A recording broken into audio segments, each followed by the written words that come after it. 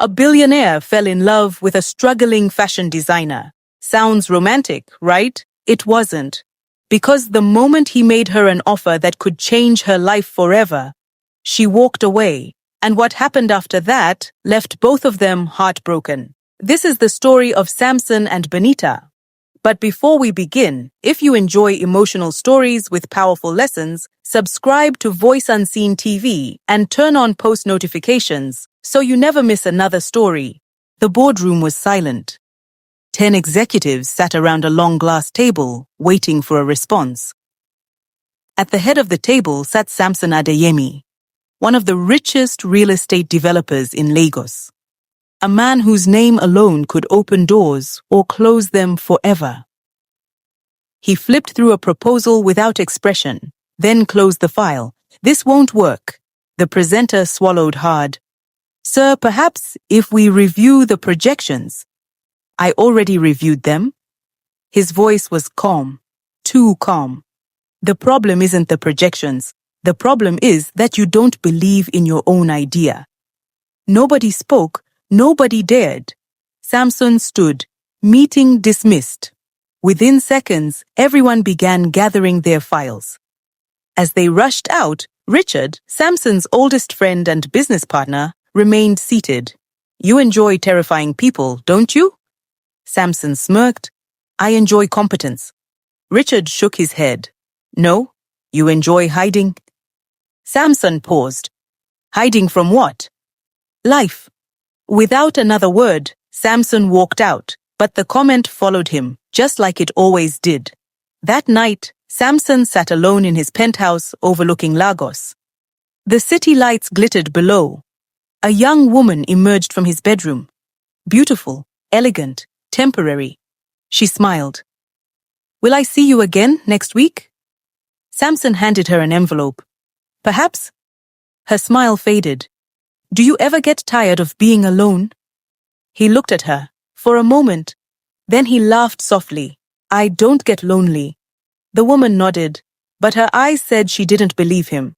After she left, silence filled the apartment. The same silence that greeted him every night. The same silence that had followed him for 20 years. 20 years ago, he had been engaged. Young, hopeful, in love. 3 months before their wedding, the woman left him for another man, a politician's son. Wealthier, more powerful. The humiliation nearly destroyed him. From that day forward, Samson made a decision. Never love, never trust, never depend on anyone emotionally. Money never betrayed him. People did. Across town, Benita Johnson was having a very different night. The lights suddenly went out, again. Oh no, she sighed. The generator had failed. Again, the small tailoring shop plunged into darkness. Her 2 employees looked worried. Madam Benita, what do we do now? Benita forced a smile. We finish tomorrow. But the customer is collecting the dresses tomorrow morning.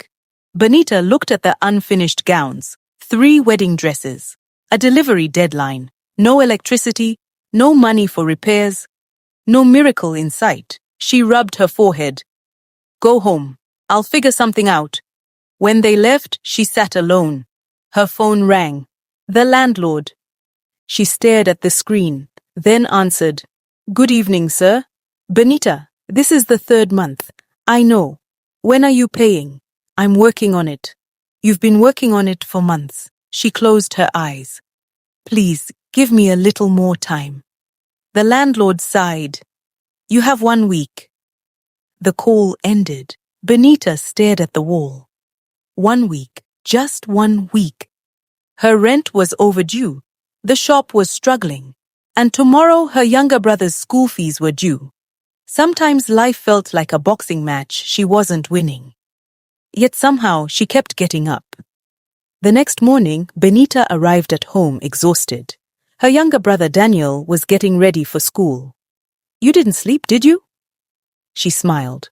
A little. You always say that. Daniel sat beside her. School sent another reminder. Benita already knew. She had seen the message twice. Don't worry, I'll handle it. Daniel lowered his eyes. You always handle everything. Benita reached over and touched his shoulder. That's my job. Their parents had died 6 years earlier. Since then, she had become everything. Sister, mother, provider, protector. Failure wasn't an option. Too many people depended on her. Later that afternoon, Benita attended a business networking event, mostly because attendance was free, and free opportunities were her favorite kind. Business owners filled the hall. Investors mingled with entrepreneurs. Benita felt slightly out of place. Most people looked successful already. Then she accidentally bumped into someone. The papers in her hand scattered across the floor. Oh my goodness. I'm sorry. She bent down to gather them. A pair of polished shoes appeared before her. A man's voice spoke. Careful. Benita looked up and froze. It was Samson Adeyemi. She recognized him immediately. Everybody did. The billionaire. The newspapers loved him. The business channels worshipped him. The internet feared him. He handed her one of the fallen papers. She accepted it. Thank you. Their eyes met briefly. Then Samson nodded and walked away. That was it. No dramatic music, no sparks, no romance, just a brief encounter. Yet neither of them knew they would soon become impossible to ignore. 3 days later, disaster struck. Benita's biggest client cancelled a major order, without warning, without explanation. Half her expected income disappeared instantly. She sat in her shop staring at the message. Unable to believe it, one of her employees approached. What happened? Benita forced a smile. Nothing. But tears almost escaped. Everything was happening at once. Rent, school fees, generator repairs. Now this. For the first time in years, she felt defeated. Completely defeated. Her phone rang. Unknown number. She almost ignored it. Almost? Hello? Am I speaking with Benita Johnson? Yes. My name is Jacob. I'm calling from Adeyemi Foundation. Benita frowned. The Adeyemi Foundation? Yes. We have an upcoming charity gala. Her heart skipped. Okay. We reviewed your portfolio. My portfolio?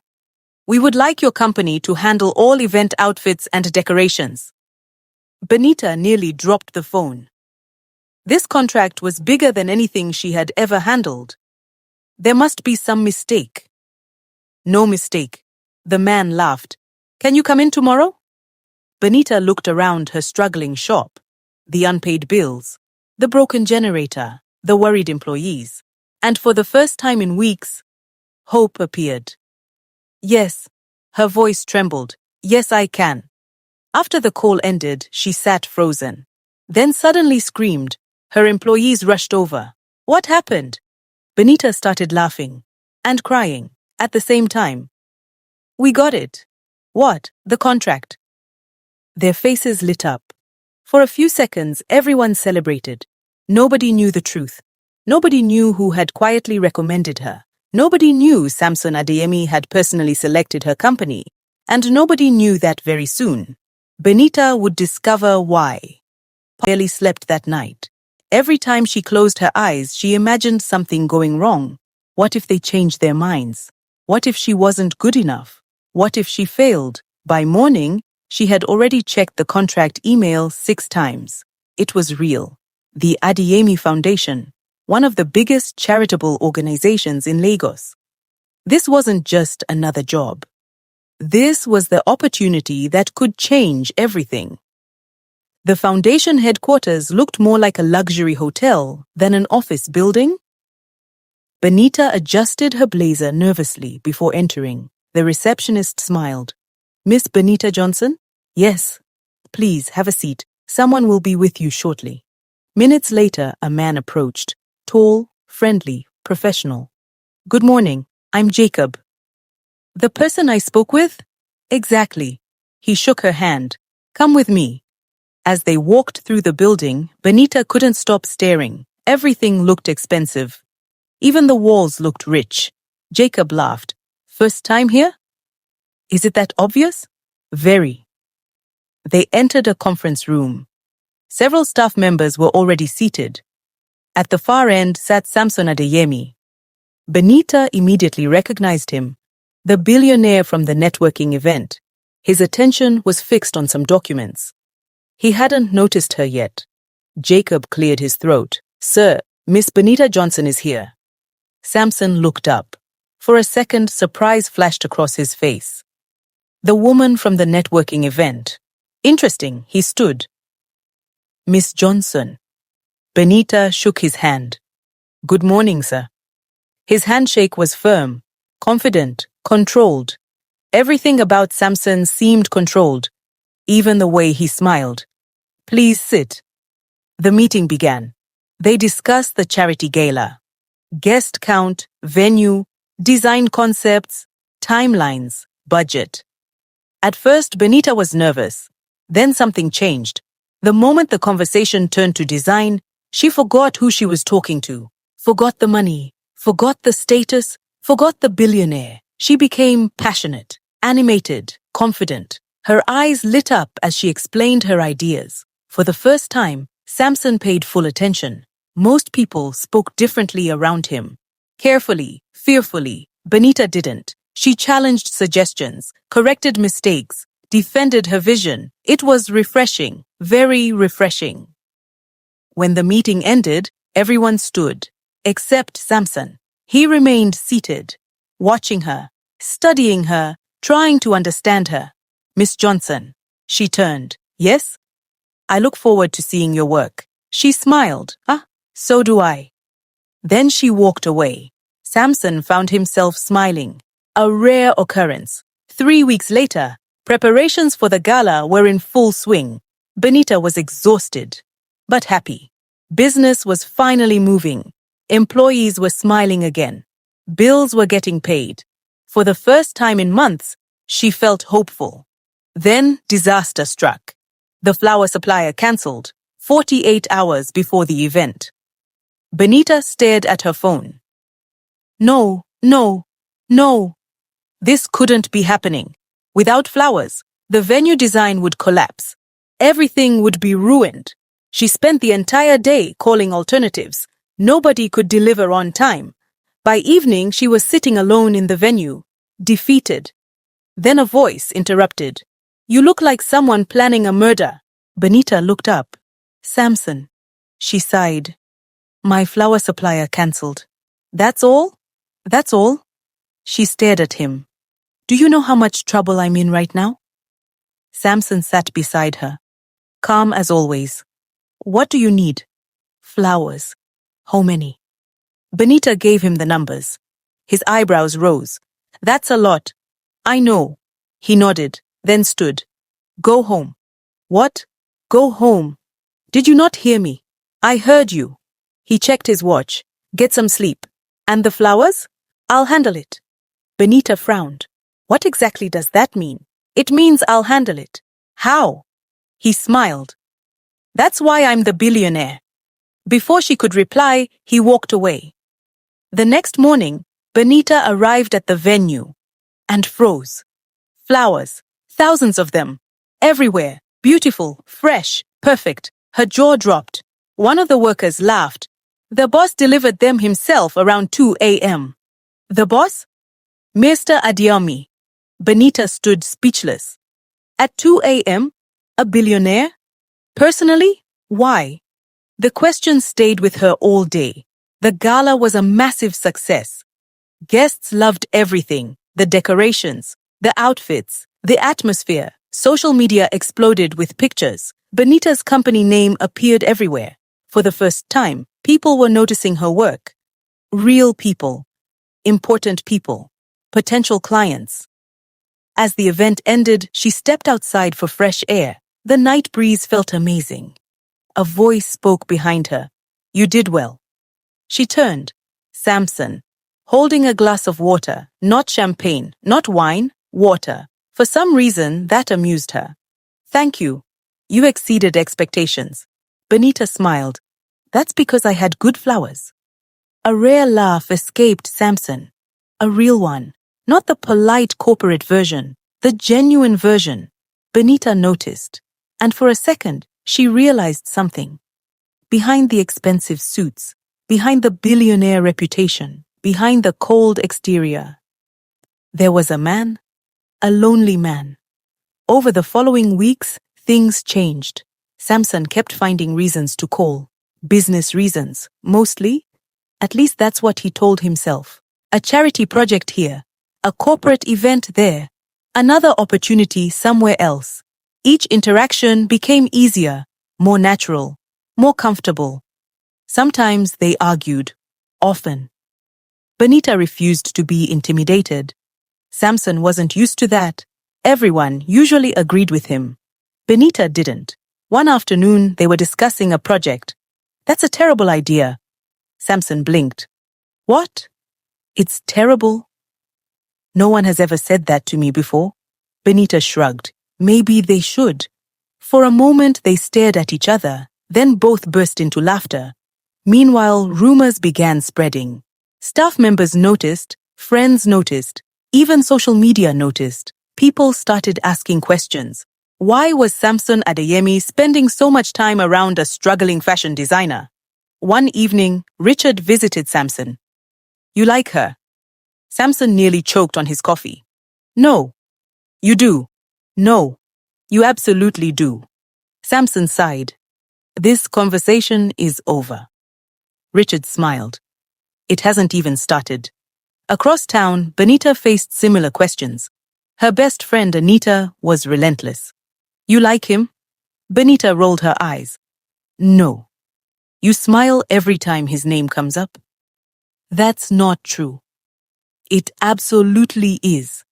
Benita tried to deny it, but the truth was becoming difficult to ignore. There was something about Samson, something different, something unexpected. The problem was that men like Samson came with complications. Money, power, influence, secrets. And Benita had promised herself long ago that she would never depend on a wealthy man. Never, no matter how attractive, no matter how kind, no matter how tempting. Little did she know. The biggest test of that promise was about to arrive. Because within days, Samson would make an offer that could change her entire life. An offer so tempting and so dangerous that saying yes could cost her heart. The following weeks were some of the busiest Benita had ever experienced. The charity gala had opened doors she never imagined. New clients, new referrals, new opportunities. For the first time in years, she could see a future beyond survival. But success came with a new problem. Her tiny workshop could no longer keep up with demand. Orders were increasing every week. Machines were breaking down, employees were overwhelmed, and customers were becoming impatient. One evening, Benita sat alone reviewing her finances. The numbers didn't lie. If she wanted to grow, she needed a bigger space, more equipment, more staff, more money, a lot more money. Money she didn't have. The next morning, she received an invitation from Samson. Dinner. Nothing official, just dinner. At least that's what the message said. Benita stared at the screen for almost 5 minutes, then replied, Okay. The restaurant overlooked the Lagos waterfront. Elegant, quiet, expensive. The kind of place Benita had only seen in movies. When she arrived, Samson was already waiting. He stood immediately. You look beautiful. Benita smiled. Thank you. For a moment, neither spoke. There was a different energy between them now.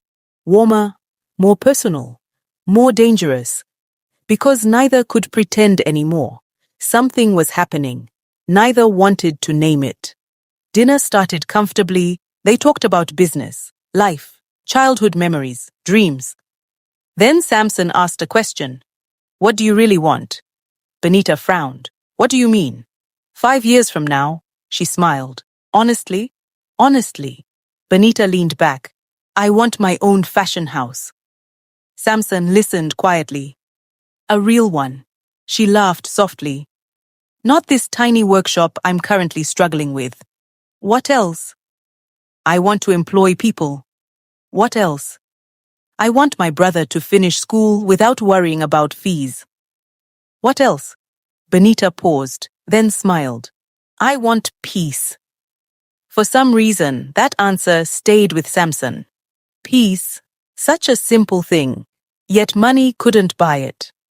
Later that evening, Samson drove her home. As they approached her neighborhood, his expression changed. The roads were damaged, streetlights barely worked, buildings needed repairs. It was a completely different world from his own. When they stopped outside her apartment, Samson looked around. You live here? Benita laughed. You sound surprised. I am. She smiled. Not everyone owns a penthouse. For a second, Samson felt embarrassed. Then Benita opened the door. Thank you for dinner. Benita. She turned. Yes? Your fashion house. What about it? I can help. Her smile disappeared. Immediately. The atmosphere changed, just like that. What do you mean? Samson hesitated, then spoke. I can invest. Benita stared at him. I don't need charity. It's not charity. It sounds like charity. No. It's investment. Benita folded her arms. Why? The question hit harder than Samson expected. Why? Because he believed in her? Because she deserved it? Because he liked her? Because he couldn't stop thinking about her? The truth was complicated. Too complicated. So he chose the simplest answer. Because I think you're talented. Benita nodded slowly, then stepped out of the car. Good night, Samson. The door closed, leaving him sitting there, alone, again. 3 days later, Samson couldn't stop thinking about the conversation. For the first time in years, someone had rejected an opportunity connected to his money. Most people would have accepted immediately. Benita hadn't, and somehow that made him admire her even more. Meanwhile, Benita couldn't stop thinking either. She wanted the investment, desperately, but accepting it felt dangerous. Because somewhere along the way, this had stopped being just business. And that scared her. A lot. A week later, Samson invited her to his office. This time, she accepted. When she arrived, he handed her a folder. What's this? Open it. Benita did. Her eyes widened. Business projections, market analysis, growth strategy, expansion plans, everything she would need to build a major fashion brand. She looked up. You did all this? My team did. Why? Because I believe in you. For a moment, neither spoke. Then Samson took a deep breath. Benita. Something in his voice made her nervous. Very nervous. I want to make you an offer. Her heart began beating faster. What kind of offer? Samson stood and walked toward the window, looking out over the city. The city he had conquered. The city that still couldn't fill the emptiness inside him. Then he turned. I'll fund everything. Benita froze. What? The building. Silence. The equipment. More silence. The staff. Her breathing became shallow. Everything. Benita couldn't believe what she was hearing. This wasn't thousands. This wasn't millions. This was life-changing money. The kind of money people prayed for, dreamed about, killed for. Why? The same question again. Why? Samson smiled slightly. I enjoy your company. Benita's stomach tightened. Something was wrong, very wrong. She could feel it. What are you saying? Samson walked closer. We don't have to complicate things. Her heart sank. Immediately, because now she understood. Finally, clearly, painfully. We're adults. His voice remained calm. We enjoy spending time together. Benita stared at him, unable to believe what she was hearing. You think this is about money? No. Then what is it about? Samson hesitated, and that hesitation said everything. Everything. The room suddenly felt smaller, colder, heavier. You think because I'm struggling? Her voice trembled. Aukait, you can buy access to my life? That's not what I'm saying. It sounds exactly like what you're saying. Benita, no. She stepped back, anger burning behind her eyes. I thought you respected me. I do. No. She shook her head. You respect my talent. Her voice cracked. But you don't respect me. That's not true. Then why attach conditions? Samson opened his mouth, then closed it, because he had no answer. Not one that made sense. Not one that sounded right. Not one that would fix what he had just broken. Benita grabbed her bag. I'm leaving. Benita. No. She pointed at the folder. Keep your money. Then she walked away. Without looking back, that night neither of them slept. Benita cried, not because she lost the investment, because she lost something else, something she hadn't realized she wanted. Him. Meanwhile, Samson sat alone in his penthouse. The same silence, the same loneliness, the same darkness, except this time it felt worse, because for the first time in 20 years, someone had made him realize something terrifying. Maybe the problem wasn't everybody else. Maybe the problem was him. And as he sat staring at the city lights, his phone buzzed. A message from Richard. Congratulations. Samson frowned. For what? The reply came instantly. For becoming the biggest fool in Lagos. Samson sighed. Because deep down, he knew Richard was right. For the first time in many years, Samson Adeyemi felt powerless. Not because he had lost money, not because of business, not because of competition, because of a woman who had looked him in the eyes and walked away from everything he offered, including him. 3 days passed, then 5, then 7, no calls, no messages, no excuses, nothing. Samson found himself checking his phone more often than he cared to admit. It was ridiculous. He was billionaire, a respected businessman.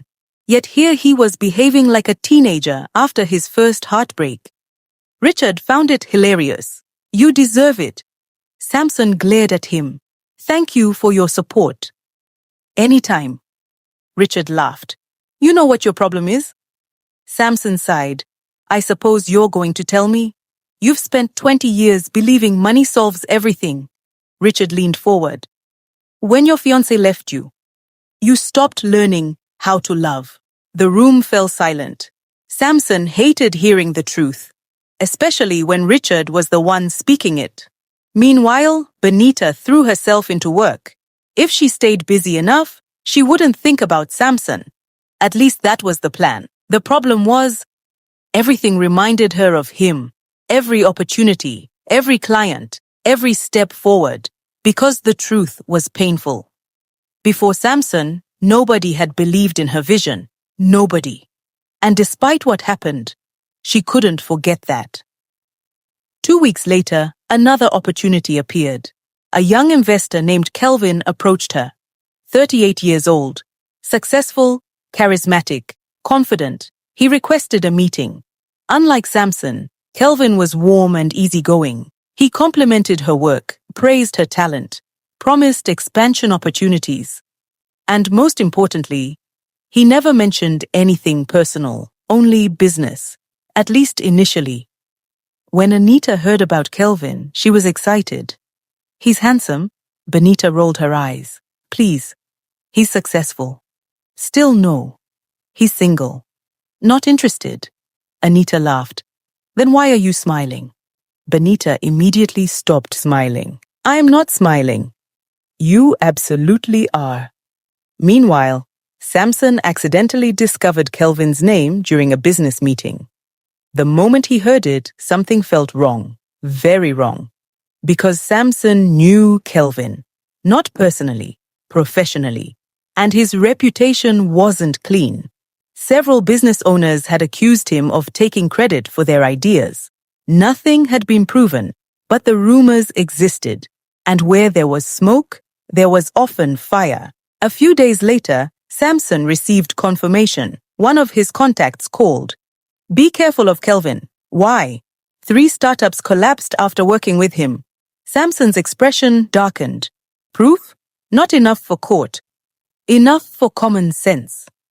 The call ended. Samson immediately thought about Benita, then became angry. Why was he still thinking about her? She made her choice, didn't she? Yet the concern remained, refusing to disappear. One evening, Benita attended dinner with Kelvin. The restaurant was elegant. The conversation flowed easily. For the first time in weeks, she felt relaxed. Then Kelvin smiled. You know what I like about you? Benita raised an eyebrow. What? You're ambitious. She smiled politely. I'll take that as a compliment. It is. Kelvin leaned closer. Most people dream. You actually work. For a moment, Benita felt appreciated, seen, understood. What she didn't see was the way Kelvin's eyes lingered. Not on her, but on the portfolio beside her. The designs, the concepts, the future she was building. A month later, Benita signed a partnership agreement with Kelvin. Not ownership, not investment, a partnership. It felt safer, smarter, more balanced. Even Anita approved. For the first time in months, everything seemed perfect, which was exactly why disaster arrived. 3 weeks later, Benita discovered one of her designs online. At first she smiled, then she froze, because it wasn't her company advertising it. It was another fashion brand, a larger brand, a richer brand, a brand connected to Kelvin. Her heart stopped. No.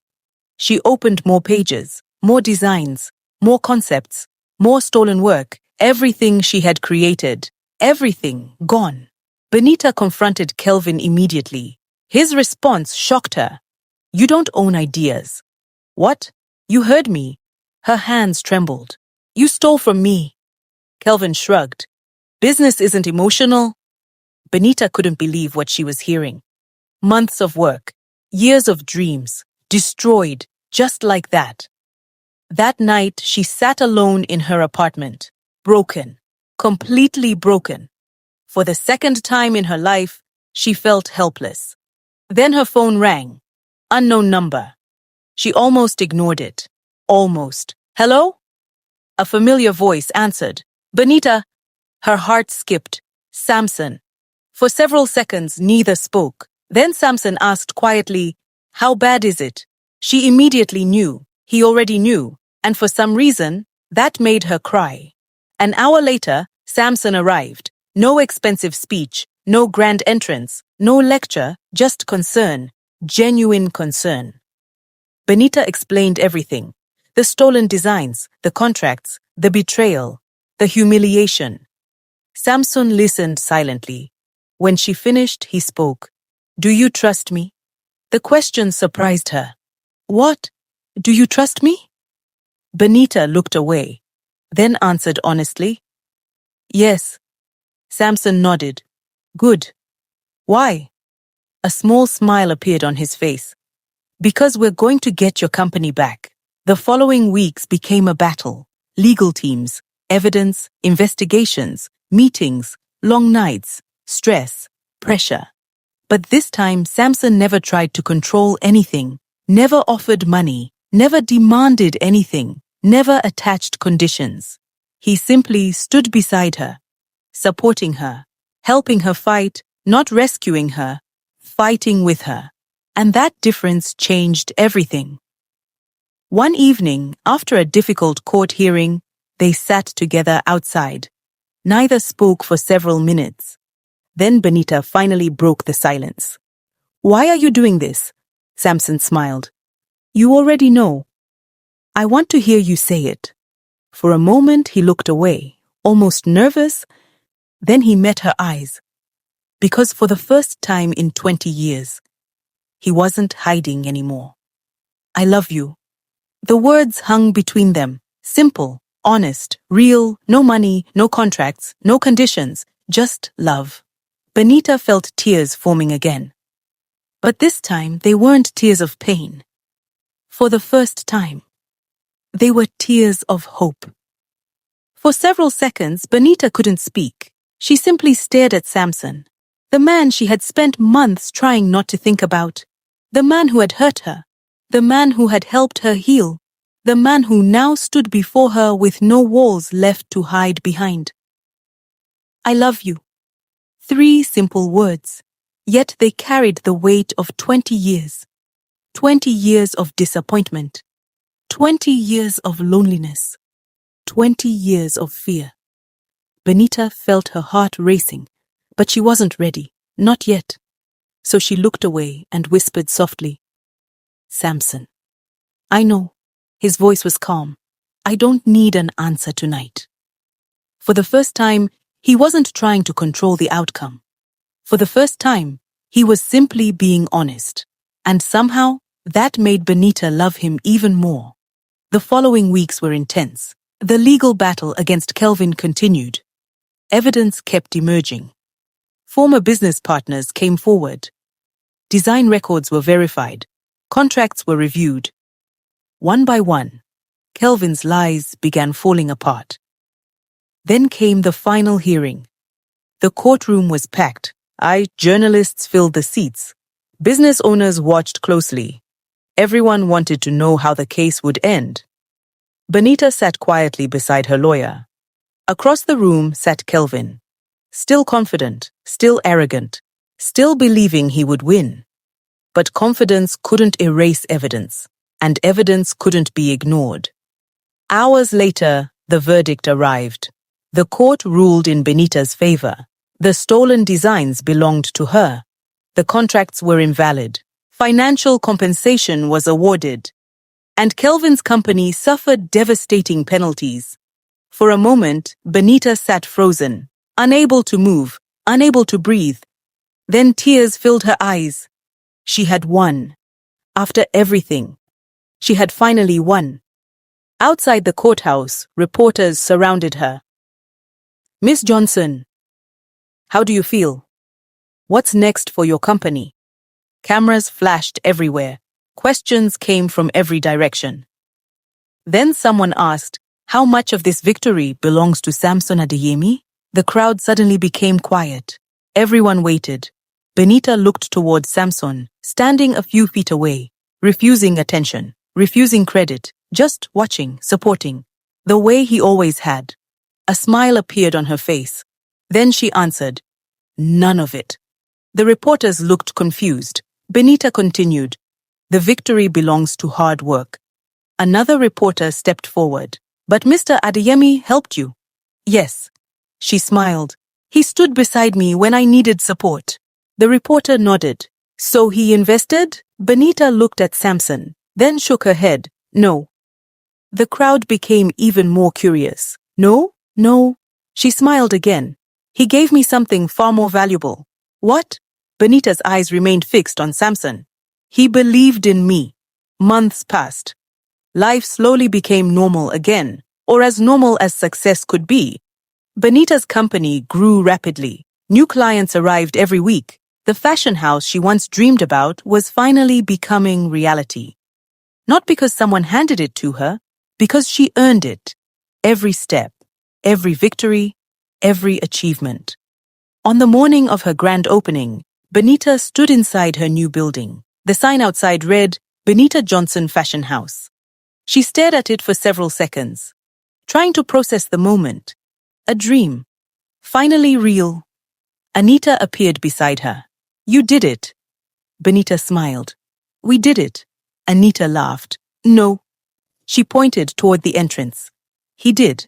Benita turned and froze. Samson had arrived, dressed in a simple navy blue suit. No bodyguards, no publicity, no cameras, just Samson, exactly the way she liked him. The launch event was a massive success. Customers filled the building. Journalists took photographs. Investors made inquiries. Friends celebrated. Family cried. And through it all, Samson remained quietly in the background, watching, proud, happy, content.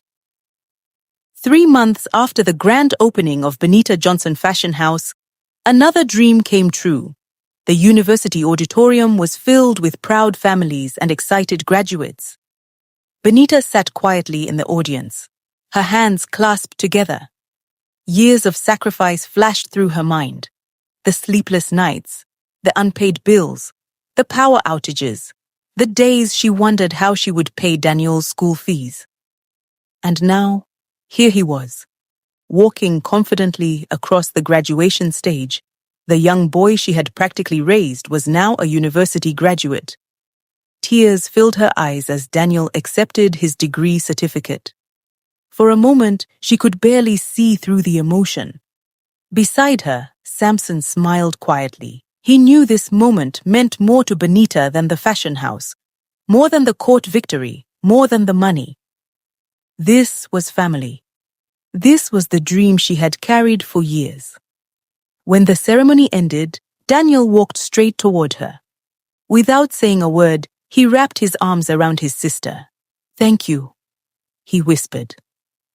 Benita broke down in tears. And for the first time in many years, they cried tears of victory. Later that evening, after everyone had left, Benita stepped outside. The city lights sparkled around them. For a few moments, neither spoke. Then Samson smiled. "You built something beautiful." Benita looked at him. "So did you." He laughed softly. "I didn't build this. You helped build me." The smile disappeared from Samson's face, because he knew exactly what she meant. For a long moment, silence settled between them. Comfortable silence. The kind only two people in love can share. Then Benita reached into her bag. "What is that?" She smiled.